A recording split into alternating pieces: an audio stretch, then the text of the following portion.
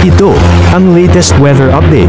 Alamin ang pinakasariwang ulat panahon ngayon dito sa Information TV Educational Channel. Ngayon, meron tayong low pressure area na binabantayan dito sa loob ng ating Philippine Area of Responsibility.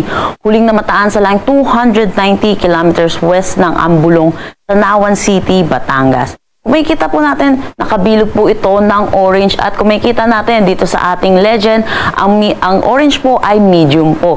Ano po ba meaning netong medium? Medium chance po siya na maging isang ganap na bagyo. Ang meaning po nito, mababa yung chance na maging isang ganap na bagyo within the next 24 hours.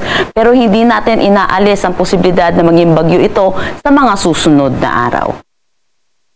Sa ngayon, meron pa rin naman tayong southwest monsoon or hanging habagat na patuloy na umiiral dito sa may southern Luzon, pati na rin sa Visayas at Mindanao. Ito rin po yung nagdadala ng mga malawakang pag-ulan, lalo na dito sa western section ng ating bansa.